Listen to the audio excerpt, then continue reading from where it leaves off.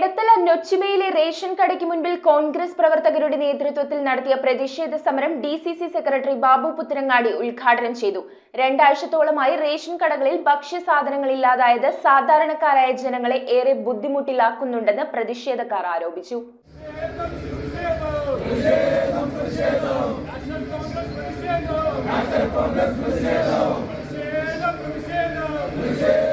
സംസ്ഥാന വ്യാപകമായി കേരളത്തിലെ എല്ലാ റേഷൻ കടകൾക്ക് മുൻപിലും ഇന്ത്യൻ നാഷണൽ കോൺഗ്രസ് മണ്ഡലം കമ്മിറ്റി സമരം നടത്തിവരികയാണ്. കഴിഞ്ഞ 2 ആഴ്ചത്തോളമായി റേഷൻ കടകളിൽ ഭക്ഷ്യസാധനങ്ങൾ ഇല്ലാതായിട്ട് ഇത് സാധാരണക്കാരായ ജനങ്ങളെ ഏറെ ബുദ്ധിമുട്ടിലാക്കുന്നുണ്ടെന്നും ഒരു സമരം നടത്തിയാൽ അത് ആ മേഖലയെ തകർക്കുന്ന രീതിയിൽ കൊണ്ടെത്തിക്കാതെ പ്രവർത്തനങ്ങൾ സുഗമമായി നടത്തുന്നതിന് ബദൽ സംവിധാനങ്ങൾ ഏർപ്പെടുത്തണമെന്നും പ്രതിഷേധക്കാർ ആവശ്യപ്പെട്ടു. കഴിഞ്ഞ 2 ആഴ്ചയോളമായി റേഷൻ കടകളിൽ സാധനമില്ലാത്തൊരവസ്ഥ, സാധനങ്ങൾ കൊണ്ടുവരേണ്ട കരാർ ജീവനക്കാർ സമരത്തിലായി എന്നുള്ളതാണ് അതിന് മുഖ്യമായ കാര്യമായിട്ട് എടുത്തിരിക്കുന്നത്. ഒരു ഭാഗത്ത് റേഷൻ വ്യാപാരികൾക്ക് ആവശ്യമായ കമ്മീഷൻ ലഭ്യമാകുന്നില്ല. അവർക്കിപ്പോൾ കമ്മീഷൻ വ്യവസ്ഥയാണ്. മാസങ്ങളായി അവർക്ക് കമ്മീഷൻ കുടിശ്ശിക മുടങ്ങിക്കിടക്കുന്നത്. കോവിഡ് സമയത്താണെങ്കിൽ അവരെ വളരെ ആത്മാർത്ഥതയോടെ പ്രവർത്തിച്ചവരാ.